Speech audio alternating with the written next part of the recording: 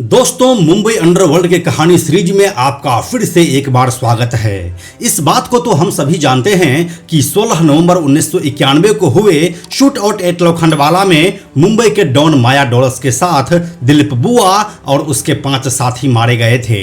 हमने आपको shoot out at Lokhandwala की कहानी को सुना दिया है और साथ में दिलीप बुआ और माया डोलस के कहानी को भी। लेकिन क्या आप जानते हैं कि उस दिन दिलीप बुआ माया के साथ लोखंडवाला के उस स्वाति बिल्डिंग में रहने वाला ही नहीं था। उस दिन दिलीप बुआ का प्लान ही कुछ और था। माया डोलस खुद नहीं चाहता था कि दिलीप बुआ उसके साथ उस दिन उस बिल्डिंग में रहे। लेकिन फिर ऐसा क्या हुआ जो दिलीप बुआ माया के ना चाहते हुए भी उस स्वाति बिल्डिंग में रुका और मुंबई के मशहूर शूट आउट एट लोखंडवाला में मारा गया। क्या है वो पूरी कहानी, आइए आपको सुनाते हैं आज के इस वीडियो में। हेलो एंड नमस्कार, मेरा नाम है प्रशांत और आप देख रहे हैं बेजोरजोरा.com का यूट्यूब चैनल। मुंबई अंडरवर्ल्ड में कई ऐसे गैंगस्टर रहे जो काफी खतरनाक रहे, लेकिन उनके बारे में लोगों ने बहुत कम जाना, सुना या पढ़ा। दाऊद इब्राहिम, छोटा शकील, छोटा राजन सहित कई नामों के अलावा दिलीप बुआ नाम का भी एक गैंगस्टर था। दिलीप बुआ कुख्यात गैंगस्टर माया डोलस का सबसे भरोसेमंद साथी था और ये सभी डी कंपनी के लिए काम करते थे। मुंबई के कांजूर मार्ग में साल 1966 को जन्मे दिलीप बुआ का बचपन अपराधियों के संगत में ही बीता था। कांजूर मार्ग से कुछ ही दूरी पर घाटकोपर का इलाका है जिसे आज भी मुंबई के माफियाओं का ठिकाना कहा जाता है।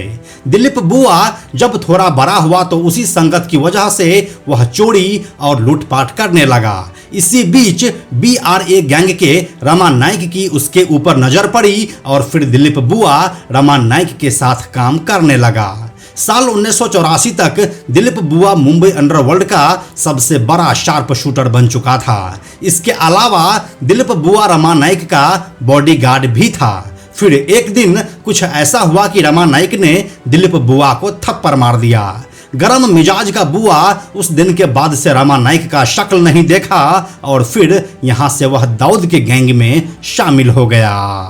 रमा नाइक और दाऊद गैंग में पुरानी दुश्मनी थी क्योंकि BRA गैंग सिर्फ रमा नाइक का ही नहीं बल्कि बाबू रेशिम और रमा नाइक के साथ अरुण गवली का भी था। और इस गैंग के तीसरे शख्स यानी कि अरुण गवली से दाऊद का हमेशा ही रंजिश रहा था। अगर सही से देखा जाए तो दाऊद गैंग को अगर किसी ने सबसे ज्यादा नुकसान पहुंचाया था तो वह अरुण गवली ही था। इसी के वजह से दाऊद और गवली में हमेशा ही 36 का आंकड़ा बना रहा।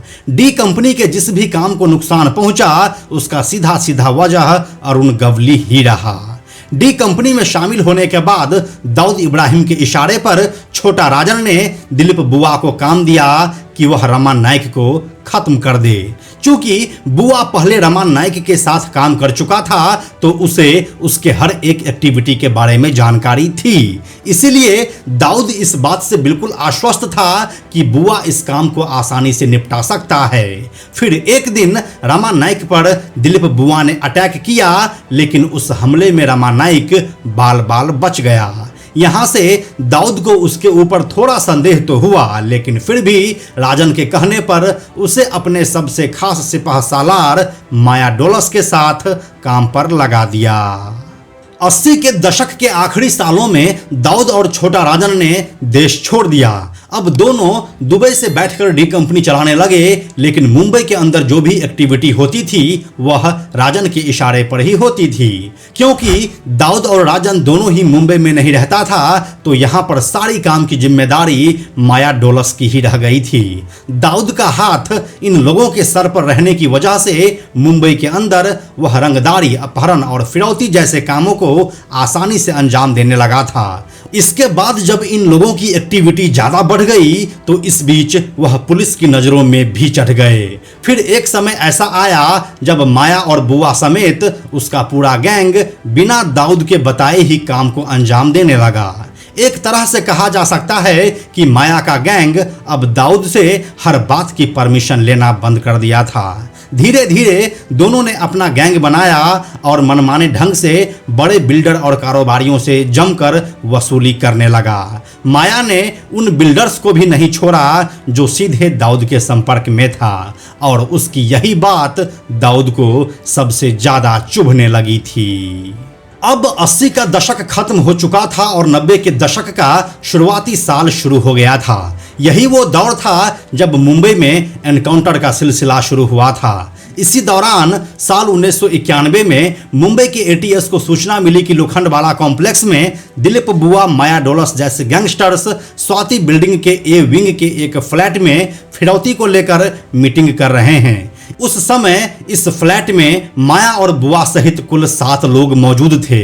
यहाँ पर वे लोग एक फिरौती के पैसों को लेकर बैठे हुए थे और ये कोई छोटी मोटी रकम नहीं बल्कि कुल 70 लाख रुपए थी।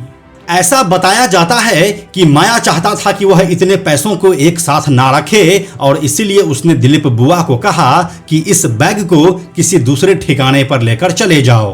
दिलीप बुआ भी माया के इस बात से सहमत हुआ और वो भी रुपये से भरे इस बैग को वहां से लेकर जाने के लिए निकला। लेकिन तभी वहां मौजूद बाकी साथियों ने कहा कि पहले साथ में कुछ खा पी लेते हैं और फिर बुआ को जहां जाना होगा वह चला जाएगा। इस बात पर सभी लोग अग्री हो गए और फिर एक जबरदस्त पार्टी का दौर चला। ये पार्टी काफी लंबी चली और तब तक मुंबई पुलिस की एटीएस वहां पर पहुंच चुकी थी। 16 नवंबर 1991 का दिन एटीएस यानी कि एंटी टेररिस्ट स्क्वाड के चीफ ए खान अपनी टीम को लेकर उस बिल्डिंग को चारों तरफ से घेर लिया। बाकायदा मीडिया को बुलाकर उस पूरे घटनाक्रम को लाइव रिकॉर्ड करने को कहा गया और फिर फायरिंग शुरू हो गई। दिन के लगभग 1 बजे शुरू हुआ यह शूट आउट पूरे 4 घंटों तक चला। 450 राउंड गोलियां फायर की गई। इस दौरान सातों के सातों गैंगस्टर्स मारे जा चुके थे। जब यह शूट आउट खत्म हुआ और बॉडीज को पुलिस वैन में रखा जाने लगा तब भी दिलीप बुआ में जान बाकी थी। मानो ऐसा लग रहा हो कि आज किस्मत बुआ को पूरा मौका देना चाहती थी, लेकिन वहां मौजूद एटीएस कोई भी रिस्क नहीं लेना चाहती थी। इसी वजह से शूट आउट के खत्म होने के बाद भी दिलीप बुआ को गोली मारी गई। इस शूट आउट के खत्म होने के बाद जब बॉडीज का पोस्टमार्टम हुआ तो कहा गया कि सिर्फ माया के बॉडी से ही 100 से भी ज्यादा गोलियां निकली थी और ऐसा ही कुछ हाल दिलीप बुआ और बाकी गैंगस्टर्स का भी था। इस शूट आउट के बाद पुलिस ने कहा कि उन लोगों के पास से कई हथियार और 70 लाख रुपए कैश बरामद किया गया है, लेकिन उन पैसों का क्या हुआ अभी तक किसी को पता नहीं चल सका। इस तरह से अगर देखा जाए तो किस्मत ने बुआ को उस दिन 2 बार जिंदा रहने का चांस दिया, लेकिन वो दिन उसके फेवर में नहीं था और इस तरह से दिलीप बुआ नाम का आतंक अपने साथियों के साथ हमेशा के लिए खामोश हो चुका था।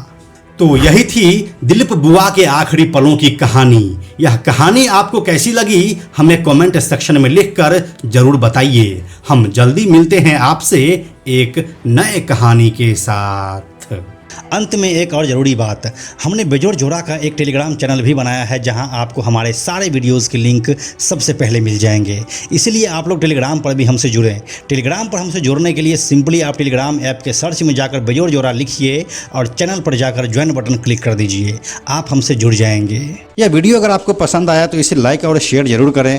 आने वाले वीडियोज़ के लिए बेजोड़ जोड़ा को सब्सक्राइब करके बेल आइकन को टच करना ना भूलें। Thank you so much.